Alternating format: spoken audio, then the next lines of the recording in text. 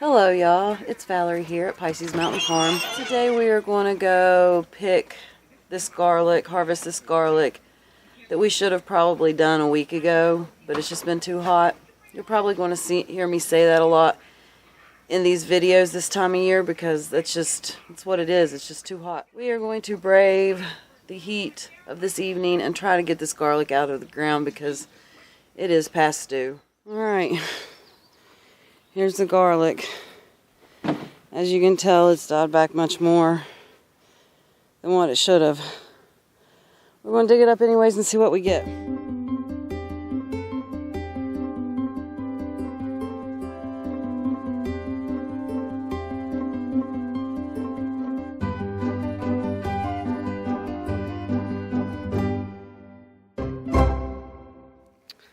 Alright, we have all our garlic out of this space. And this right here is a perfect example of why you should harvest on time. Considering how late we were, we didn't get a lot of these, but we did get several. You can see how they're starting to separate into their own cloves instead of being all together. Well, every time I've opened one of these up that was starting to split, there was little bugs and worms inside of the garlic, so I won't be reusing those. But we did get a decent amount of garlic in here. None of the bulbs are huge. None of these bulbs are huge. That one that one's too split. But also, whenever we planted them, the garlic itself wasn't huge. So instead of saving my biggest and best ones for next year, I think I'm just going to go ahead and buy some garlic to plant in the fall from a reputable garlic producer and go from there, because we bought this garlic locally and it was good garlic. I'm not complaining about it. Get the biggest, best ones. Most of them were little, and I told her that I wanted them anyways. But so I think I'm just going to order some garlic and see how that works. We are also going to go through this onion bed right here. Anything that's got a broken neck and looking brown we'll pull, but anything that's still growing we will just leave. But we're going to weed along the way and just get this bed cleaned up. I'm sure my onions would have fared a lot better had I kept up on the weeding schedule, but alas, I did not. So I've got the onions I've got, and I'm still going to eat them and enjoy them.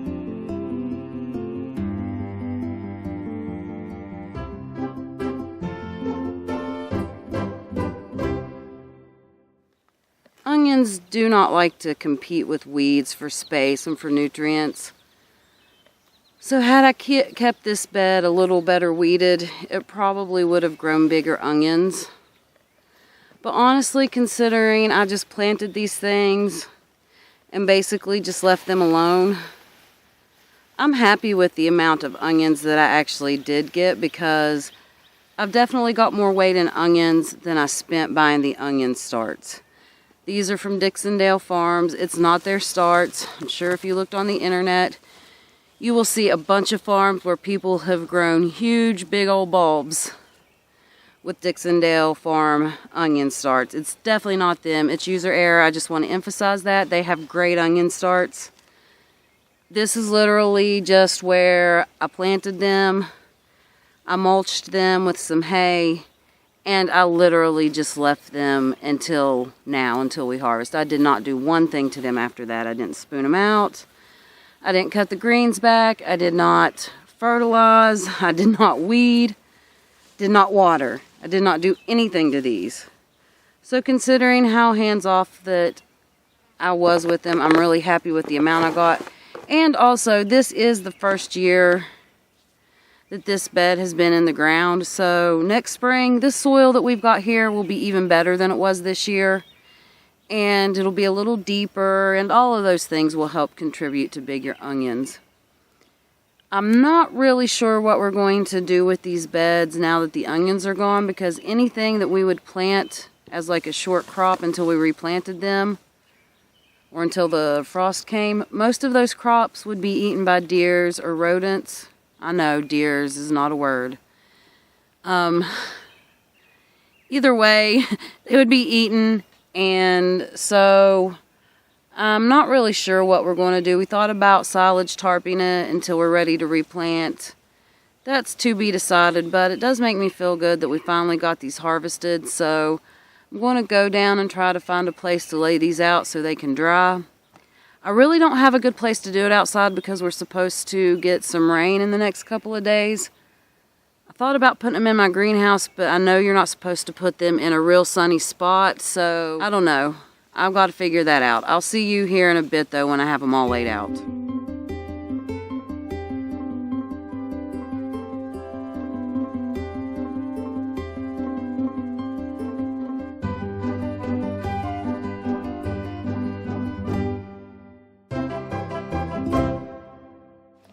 Okay, here's garlic and onions laid out.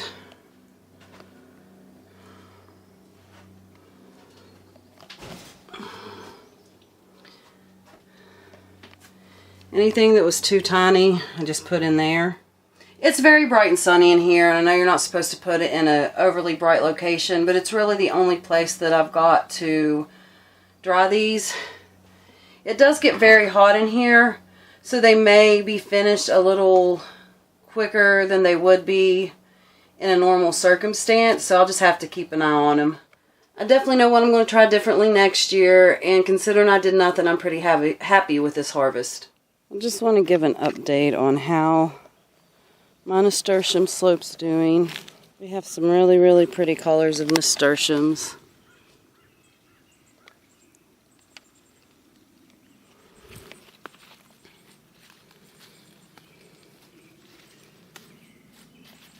I'm going to collect seeds from all of these and do a mix in the fall. But I might save some of them individually, such as this one. I need to look up the name of this one and put it on the screen if I can. It's starting to really take over and be beautiful. I wish you could see what it looked like in real life, because seeing it on camera doesn't do it justice. It just really doesn't do it justice. Today I have this sunflower open, and I don't know if you can tell, but it's kind of got this middle where it looks like a mix between a double and a single. I'm thinking that this may have been in the Sunflower Steve Van Gogh Fantasy mix. I'm not sure, but considering the fact that none of the other sunflowers that I grew appear this way, I would say that that's where it came from. It's very unique, very pretty.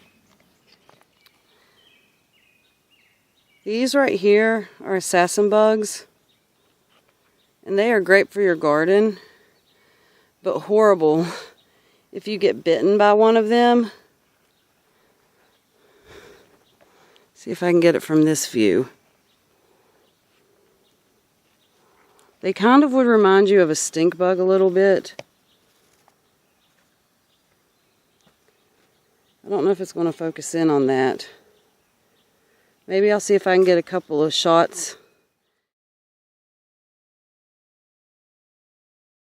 We're just picking some Tanya's pink potted beans.